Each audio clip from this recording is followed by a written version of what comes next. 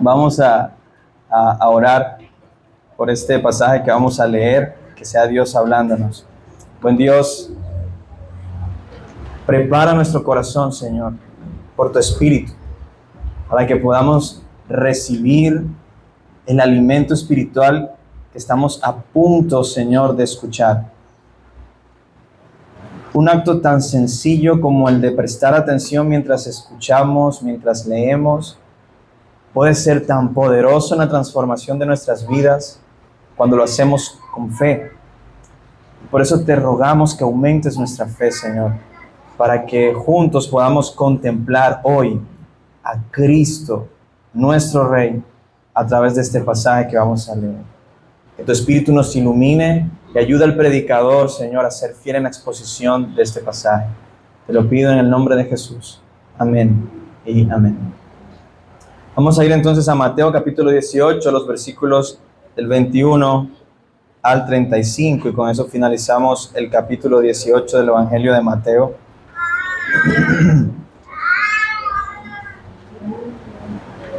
Mateo 18, del 21 al 35, y dice así la palabra del Señor.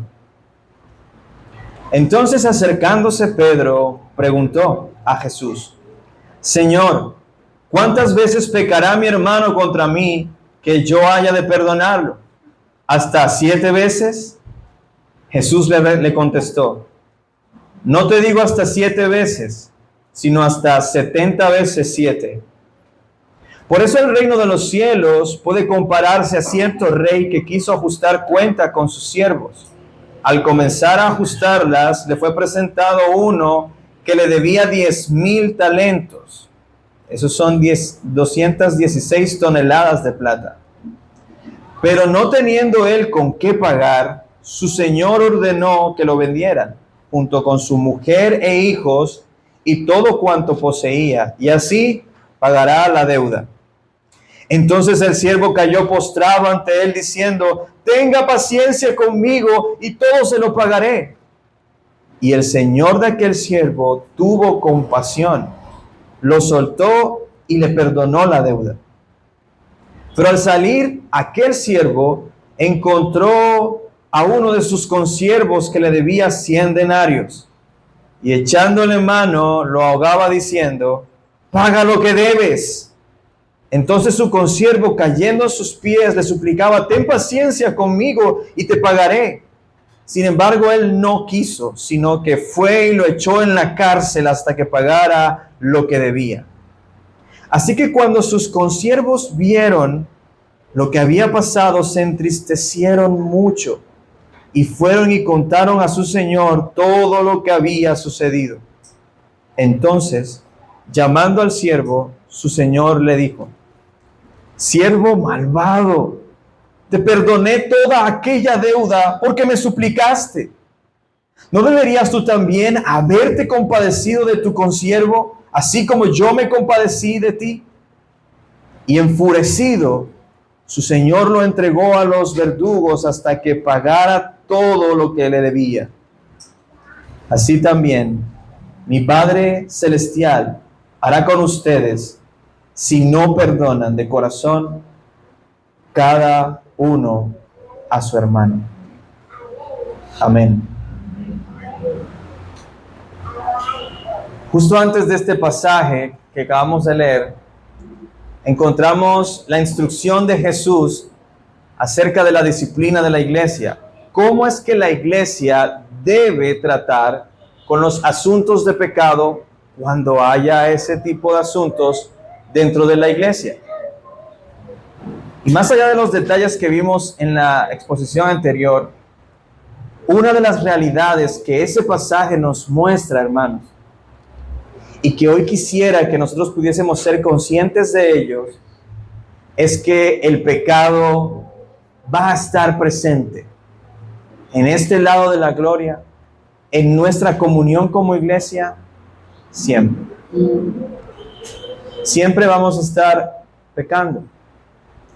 Incluso no solo pecando contra Dios, lo cual es suficientemente grave, sino que ese pecado va a afectar también nuestra relación con los hermanos. Y por eso la instrucción de Jesús no busca ser como crear toda una élite de cazadores de pecado dentro de la iglesia, sino más bien que seamos vigilantes, celosos de la santidad de la iglesia, porque para Dios la santidad de su iglesia es importante, y porque amamos a nuestros hermanos y sabemos que el pecado no les hace daño a ellos, no les hace mal a otra persona más que a ellos. Los separa de Dios, los separa de la comunión de la iglesia. Por lo tanto, al momento de aplicar la disciplina, debemos hacerlo con temor, con valentía, con honestidad, con gracia y con amor. Siempre. Sin embargo, al mirar ese pasaje, surge una reflexión natural en la mente de cualquier persona que hubiese estado allí presente cuando Jesús dio este discurso. Y bueno, sabemos que Pedro tiene esta cualidad particular de que nos representa. Definitivamente, Pedro dice lo que yo no daba para decir y lo preguntó muy bien. Dice el versículo 21, entonces acercándose Pedro preguntó a Jesús, hablando de pecado, Señor, ¿cuántas veces pecará mi hermano contra mí que yo haya de perdonarlo? Amados, esta no es una pregunta cualquiera, no es una pregunta pequeña, no es insignificante, es muy importante porque estoy seguro que si tú eres cristiano, has lidiado en tu corazón con esta pregunta en algún momento. ¿Cuántas veces debo perdonar? Y la respuesta que Jesús da a esta pregunta es una de las parábolas más emotivas, memorables respecto al tema del perdón. Y yo estoy seguro de que Jesús diseñó esta historia para que a nosotros jamás se nos olvidara cómo es que un cristiano perdona. Él nos dio por gracia su perdón. Por lo tanto, nosotros con esa misma gracia debemos extenderlo a los demás. Por eso el título de este sermón es Perdonados para perdonar. Y vamos a seguir el esquema que nos presenta el texto, tratando de guiarnos con tres palabras claves en esta exposición. Número 1, la medida del perdón. Número 2, la ilustración del perdón. Y número 3, el estándar del perdón. Entonces tenemos la medida, la ilustración y el estándar del perdón que el cristiano debe dar. Comencemos entonces con la medida del perdón cristiano. Pedro pregunta, ¿cuántas veces debo perdonar? Pero añade, anticipándose a una posible respuesta de Jesús, ¿hasta 7 veces? Y si nosotros entendemos un poco el contexto cultural de los discípulos, entenderíamos por qué Pedro creía que estaba diciendo la gran cosa cuando dijo hasta 7 veces. Y resulta que en el contexto de la enseñanza rabínica de entonces, muchos maestros enseñaban así tal cual, que el perdón debe otorgársele a una persona hasta 3 veces. Ya más de 3, no es posible. Y te voy a mostrar de dónde sacaron ellos eso. Vamos a ir a Amós. Amós es un libro de la Biblia. No, para de pronto alguien diga, ¿Amós? Sí, Amós es un libro de la Biblia. Y vamos a leer el capítulo 1. Está justo después de Oseas y después de Joel. Justo después de Oseas, Joel, Amós, Abdías, ¿sí? Ahí. Fíjate el versículo 2. Este es el profeta trayendo oráculos de juicio sobre las naciones. Y fíjate la narrativa del profeta. Él dice, versículo 2, el Señor ruge desde Sión. Perdón, el versículo 3. Así dice el Señor, por 3 transgresiones de Damasco y por 4 no revocaré su castigo. Luego en el versículo 6, así dice el Señor, por 3 transgresiones de Gaza, y por 4 no revocaré su castigo. Y así lo vamos a ver en el resto del capítulo, versículo 9. Por 3 transgresiones de Tiro, y por 4 no revocaré su castigo. Por 3 transgresiones, versículo 11, de Edom, y por 4 no revocaré su castigo. Y finalmente, pues, con los amonitas. Y en el capítulo 1, después sigue el juicio. Pero entiendes el punto. Se repite esa idea. Por 3 transgresiones, Dios perdona a una nación. Si Dios es así de bondadoso, que perdona hasta 3 veces la transgresión de una nación, nosotros debemos seguir el ejemplo de Dios. Y por eso la enseñanza, no digo que todos los rabinos de la época enseñaban eso, pero era una enseñanza muy popular. ¿Por qué? Porque de alguna manera todos nosotros, en un sentido, queremos limitar el perdón. Es que me resulta difícil que él me siga fallando de la misma manera, o que esa persona me siga agrediendo o pecando de la misma manera. ¿Cuántas veces voy a perdonar a esa persona? Bueno, para solucionar el asunto en ese momento 3 veces es suficiente. Ya la 4ª viene el juicio. Ahora, Pedro se anticipa y dice, bueno, yo le voy a añadir 4, porque conociendo a Jesús, Jesús no va a decir lo que los rabinos dicen. Entonces puede que él diga 4 o 5, 7 es el número de la perfección, según nuestro entendimiento, 7. Señor, hasta 7. Y eso sonaba probablemente a los oídos de las personas que estaban alrededor, específicamente los discípulos que eran judíos, como algo generoso. Wow, Pedro, 7. O como algo muy lleno de gracia. Incluso hasta revolucionario, 7. 7 veces. Caramba, Pedro, estás poniendo el asunto muy alto. Estábamos acostumbrados a 3 y ahora 7. Pero la respuesta de Cristo es como dice la canción, su gracia es mayor. Jesús le contestó, versículo 22, no te digo hasta 7 veces, sino hasta 70 veces 7. Uy, hermanos, eso es mucha gracia. Son 490 veces la que debo perdonar al hermano que pecó contra mí. ¿Alguien lleva la cuenta de cuántas veces has perdonado a alguien? Eso es impío, no lo hagas. No, el amor no lleva cuenta de esas cosas. ¿Recuerdas? 1 Corintios 13. Pero lo que Jesús está proponiendo aquí sí que es escandaloso y revolucionario. 490 veces. Piénsalo por un momento, porque ese es otro nivel de perdón.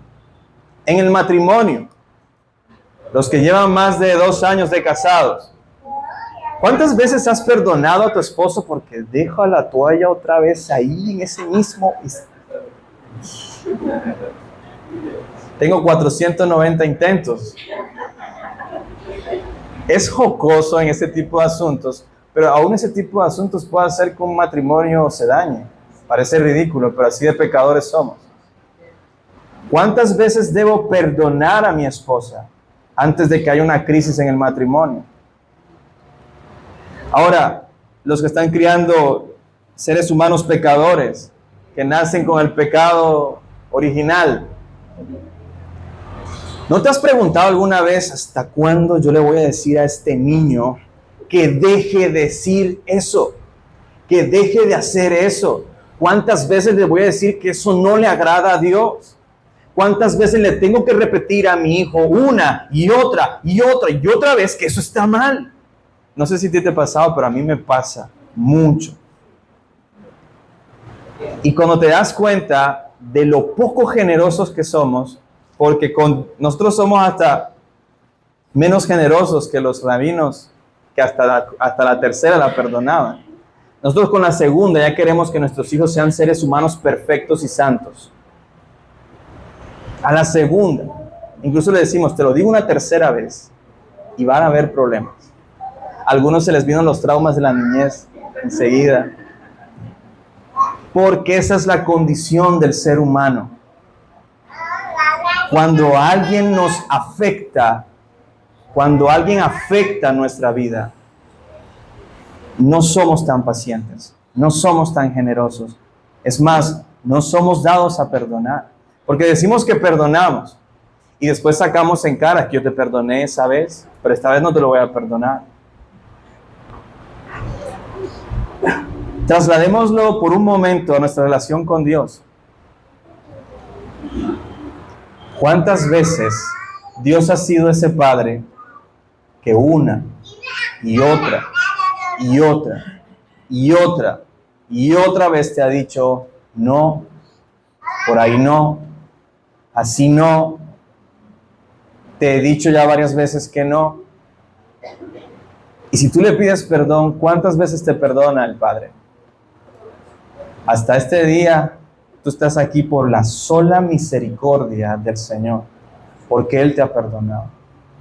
Como dice Jeremías en el libro de Lamentaciones 3, si fuera por nosotros, hace tiempo que hubiésemos desaparecido de la faz de la tierra. Pero no es por nosotros, es por su misericordia, porque nuestro Dios es lento para la ira, compasivo, clemente. Él nos ve que somos débiles, que somos polvo, que no podemos hacerlo, y viene en nuestro rescate, extendiendo cada mañana su misericordia para nosotros. Si alguien debería estar cansado de perdonarte a ti todos los días los mismos pecados, es Dios. Y Él no se cansa. Así que la medida del perdón cristiano, hermanos, no lleva cuentas del error. Ese es el punto de Jesús. No es como que nos compremos un medidor para ver, vamos por 468, te quedan pocas. No es la idea. La idea es que tengamos una disposición permanente a perdonar, no a pecar, a perdonar. Perdónenme, por favor, hermanos. Él hace eso con nosotros. Hermano, cuando tú fallas al Señor, piénsalo. Él te perdona y te extiende su misericordia. Él no lleva cuenta del error que nosotros cometemos. Él nos perdona y sigue trabajando en nosotros. Recuerda incluso que hizo Él con una oveja que se fue. Fue en busca de ella, fue en rescate de ella. Su amor es así de incondicional. Su amor es así de insistente. Su amor no se rinde, sino que va y nos rescata. Así es nuestro Padre. Por eso la medida la da las veces que Dios te ha perdonado. ¿Cuántas veces debes perdonar? Las veces que Dios te ha perdonado. Ese es el punto. ¿Cuántas veces debes entender y consolar a tu hermano? Las veces que Dios te ha consolado a ti. ¿Cuántas veces debes ir en busca de tu hermano? Las veces que Dios ha ido en busca de ti. ¿Cómo debes tratar a tu hermano cuando se arrepiente de su pecado? Como te trata Dios cuando tú te arrepientes de tu pecado. Ahora, esto no se trata tampoco, hermanos, de ser alcahuetes. No, de decir, bueno, definitivamente está mostrando una vida de impiedad y bueno, hay que perdonarlo. Todas las veces que se equivoca, no se trata de eso. De no hacerle ver al impenitente su error. O de que si la persona que dice que es hermano no vive una vida de arrepentimiento, entonces no, para eso está el proceso de disciplina. Pero si él se arrepiente, si él está mostrando luchas de arrepentimiento, si él está rindiendo cuentas acerca de su lucha con ese pecado en particular y pide perdón, yo debo perdonarlo. Debo perdonarlo. Nosotros incluso debemos extenderle el perdón a esa persona sin condiciones y sin sospechas. Hay un predicador muy famoso en los Estados Unidos que hace poco tuvo una caída y fue destituido, obviamente, y eso se convirtió en un escándalo mundial.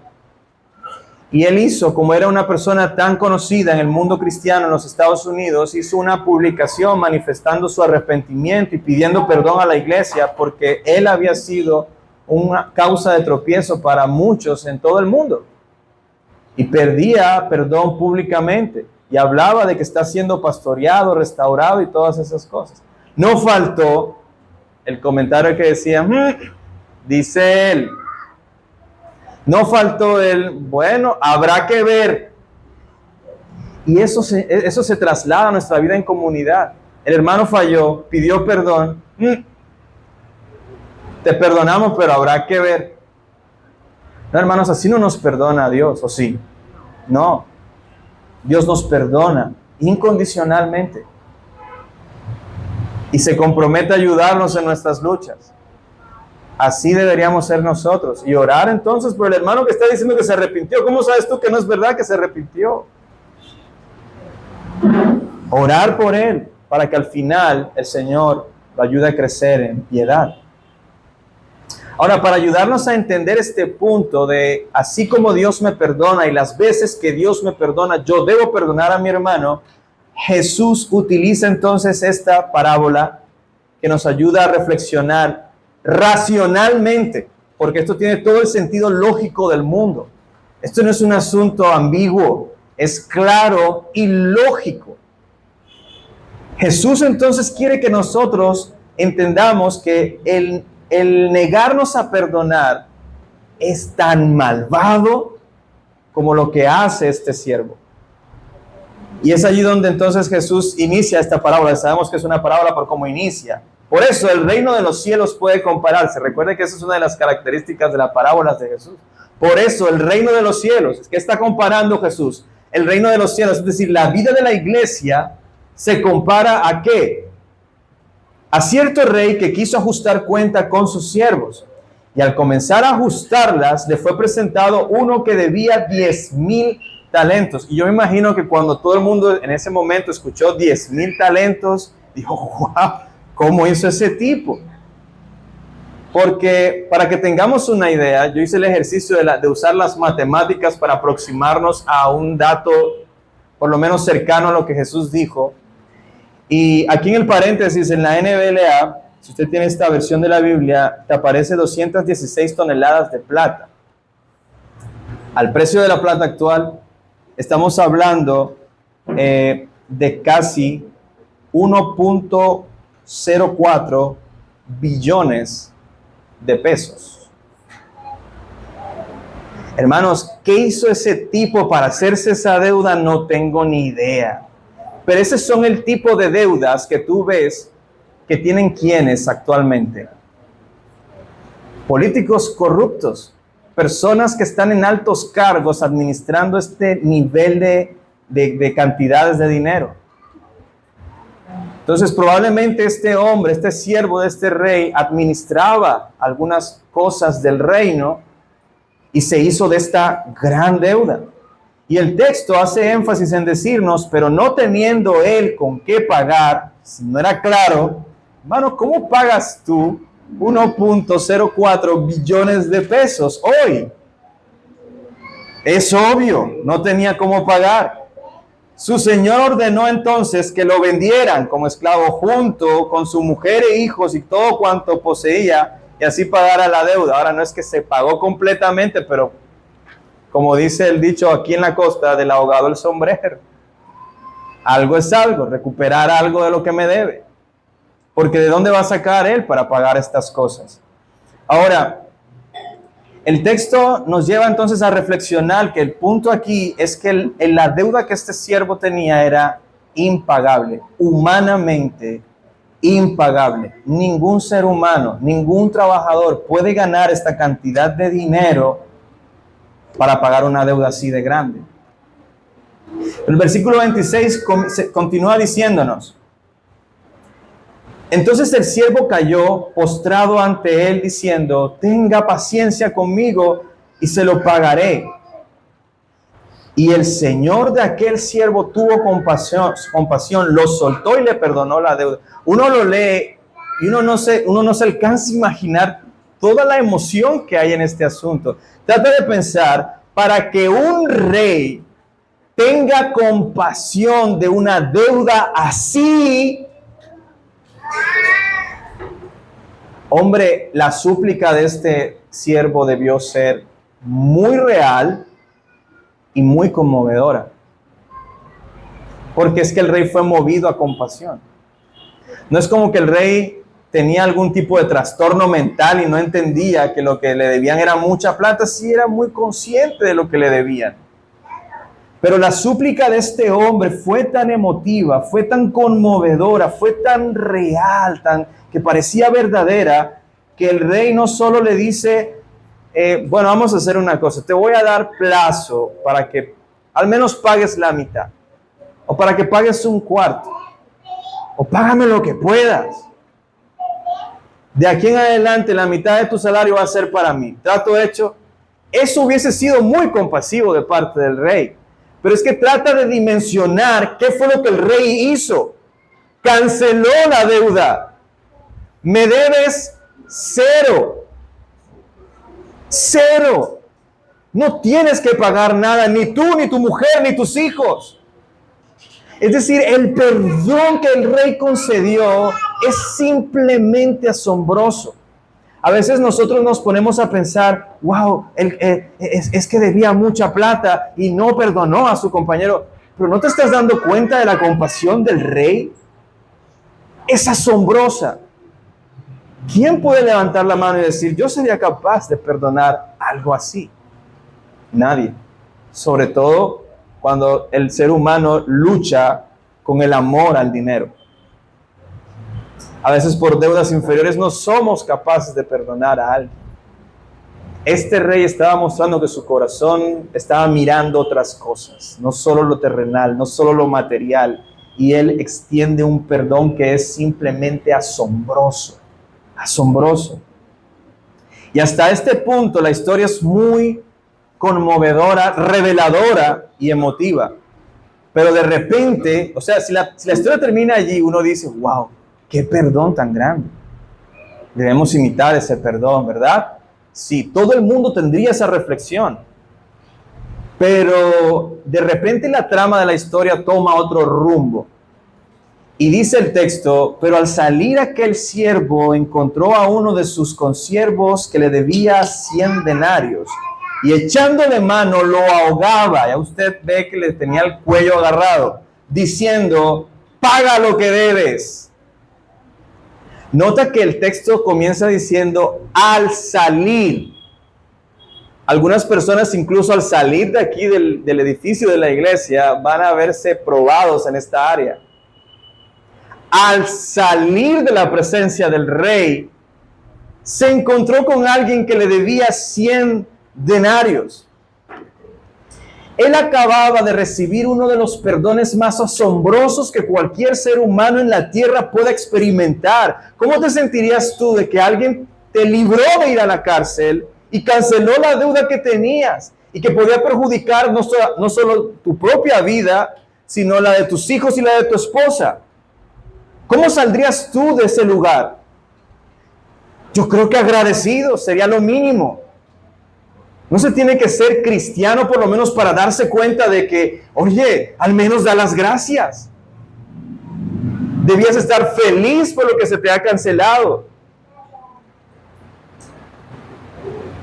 Y es interesante que Jesús intencionalmente hace esta comparación entre lo que él debía y lo que le debía a su consiervo. Dice que él debía 100 denarios. Haciendo la matemática, él debía 10,000 talentos. Un talento es el equivalente a 6,000 denarios, uno solo. Él debía 10,000. Un solo talento es el equivalente a 6,000 denarios. O sea, ya se está reduciendo muchísimo la comparación. De tal manera que 10,000 talentos serían algo así como 60 millones de denarios. Y esta persona solo le debía 100 denarios. Eso equivale, hermanos, al 0,0000167% de la deuda que él tenía. En pesos colombianos sería algo como entre los 2 y 3 millones de pesos. Piensa, se te perdonó 1.04 billones de pesos y él te debe 3 millones de pesos. El punto al que Jesús hacer esta comparación es que lo que se le perdonó a este siervo era impagable, pero lo que a lo que este siervo le debían, eso sí se podía pagar. Y dice el versículo 28, entonces su consiervo, cayendo a sus pies, le suplicaba: ten paciencia conmigo y te pagaré. Exactamente lo que él hizo con el rey. Y le suplicaba, dice el texto, le suplicaba. Sin embargo, él no quiso, sino que fue y lo echó en la cárcel hasta que pagara lo que debía. Hermanos, cualquiera entiende que esta actitud está mal. Cualquiera entiende que esa actitud estuvo mal. No solo la deuda era menor, sino que él no tuvo ni pizca de compasión. No le dijo: bueno, vamos a hacer algo, te voy a dar 2 meses para que me pagues. O te voy a poner la deuda en tantas cuotas. Era algo pagable. Sí se podía pagar. Sí se podía pagar. Pero él no quiso. Lo ahorcaba. Trata de dimensionar el ejemplo que Jesús nos está poniendo. Él ahorcaba a su consiervo por 3 millones de pesos. Lo estaba maltratando públicamente, avergonzando públicamente. Y no solo eso, sino que públicamente lo mandó a la cárcel por una deuda tan insignificante como esa. Pero ese no es el final de la historia. Dice que habían unos consiervos, en el versículo 31, que vieron lo que había pasado y se entristecieron mucho. No hay que ser un genio para entender que esa no fue una buena manera de actuar. Y fueron y se lo contaron a su señor, todo lo que había sucedido. ¿Qué hizo el señor? Llamó al siervo y no le dijo: ven acá, ¿tú qué hiciste? No, lo juzgó inmediatamente. Lo que vino sobre él ni siquiera fue una opción de justifica lo que hiciste. No, hay un juicio emitido por parte del rey donde le dice: siervo malvado, yo te perdoné aquella deuda porque me suplicaste. ¿No deberías tú también haberte compadecido de tu consiervo así como yo me compadecí de ti? Eso para que te lo lleves ahí y medites en tu corazón. Porque luego dice el texto: enfurecido su señor lo entregó a los verdugos hasta que pagara todo lo que debía. La moraleja de la historia está súper clara. Debemos imitar la compasión de nuestro rey. Sencillo. Como Cristo me ha perdonado, así debo perdonar yo. Perdonar menos es creer que yo soy más bueno que Jesús. La deuda que Jesús nos perdonó a nosotros por nuestro pecado, amados hermanos, era impagable. Era impagable. Tan impagable era que el mismo Dios se hizo carne, habitó entre nosotros para cumplir la ley que yo no pude cumplir. Estoy hablando de solamente mi perdón. Pero su justicia no fue aplicada solamente a mí como individuo, porque mis pecados son suficientes para mandarme a mí por toda una eternidad al infierno. Un solo pecado. Pero yo no tengo un solo pecado por el cual responder delante de Dios. Mi deuda es muy grande, muy grande. Y Jesús no solo se hizo hombre para cumplir la justicia que yo no pude cumplir, sino que inocente fue a la cruz y dio su vida para rescatarme a mí y a ti, si pones tu esperanza en Jesús. El castigo de nuestra culpa cayó sobre él. La ira de Dios que venía sobre mí cayó sobre él. Él fue ese amortiguador que hizo que sobre mí no viniera ira, sino misericordia. Él pagó el precio de mi deuda. Y si hay alguien aquí que no es creyente, yo te invito a que reflexiones acerca de lo que estás contemplando. Este rey es aún más clemente que el rey de la parábola, porque tú eres un pecador que mereces la condenación en el infierno eternamente por todos tus pecados. Y si no te arrepientes y pones tu fe en Jesús, eso es lo que vas a recibir. Pero si hoy te arrepientes, el rey está aquí en medio nuestro por su espíritu. Él te extenderá su perdón incondicionalmente. Así que ven a Jesús, entrégale tus pecados, Arrepiéntete y recibe el perdón que Él da a todo aquel que confía en Él. Y para todo aquel que es cristiano, el pecado con que mi hermano peca contra mí no se compara con uno solo de mis pecados con Dios. A mí debía darme pena no perdonar a alguien cuando Dios me ha perdonado semejante deuda.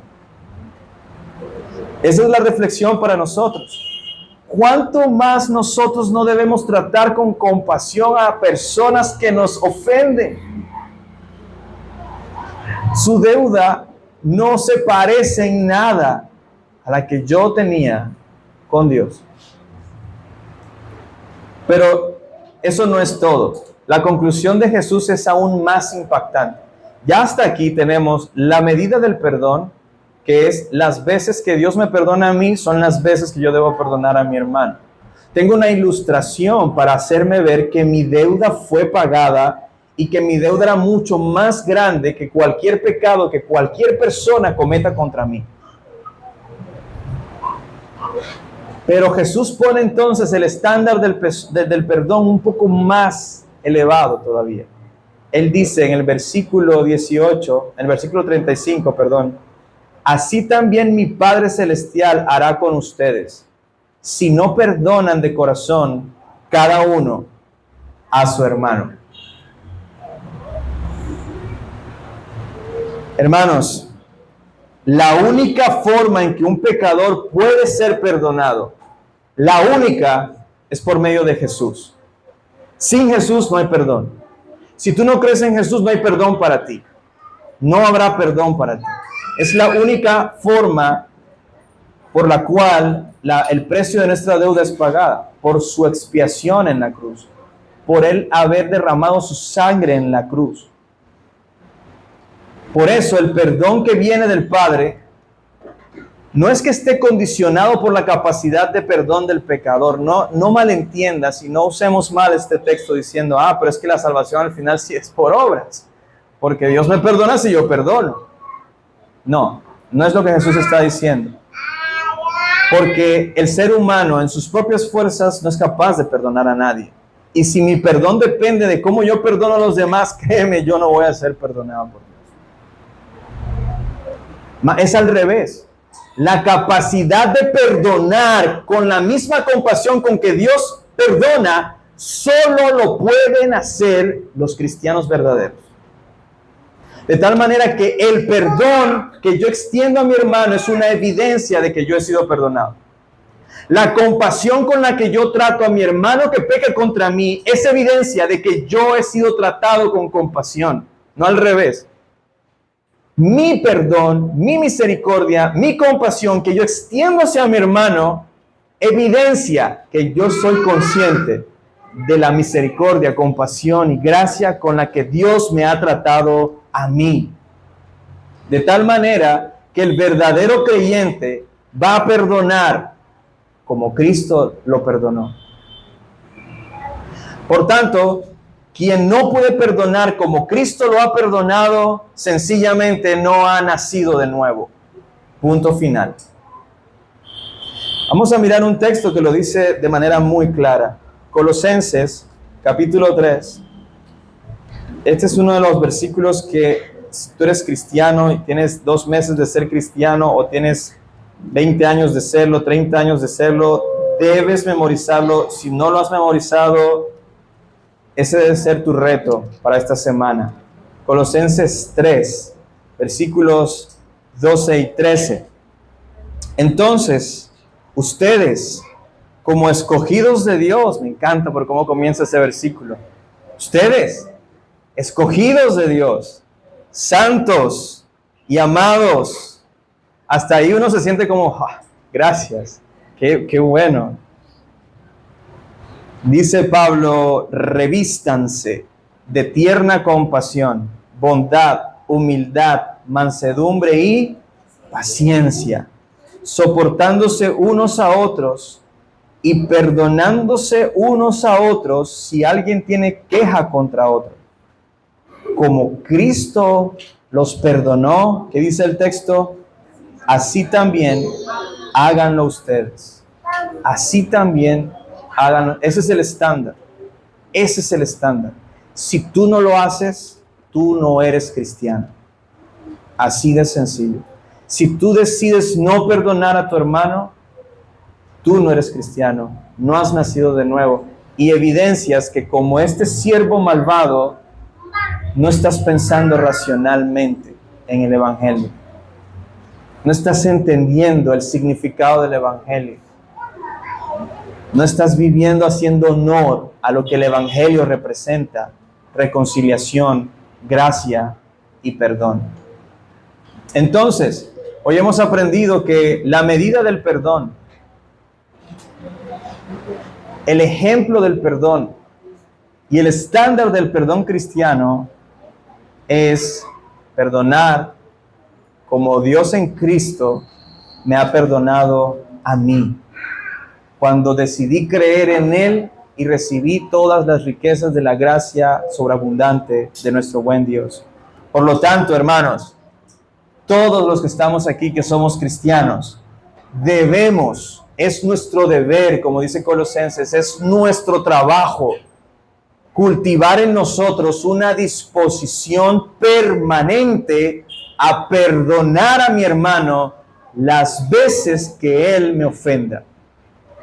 De manera constante, de manera permanente, como Dios me perdona, yo debo perdonar a mi hermano. Y ese es el llamado que el Evangelio le hace a cada uno de los que hoy somos cristianos. Pero también, hermanos, si tú al revisar tu corazón no has perdonado a alguien su pecado, la raíz de esa dureza de corazón es la falta de arrepentimiento de tu parte. El no entender que el no perdonar es pecado tuyo.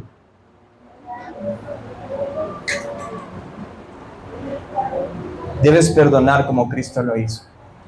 Mira, no importa la otra persona.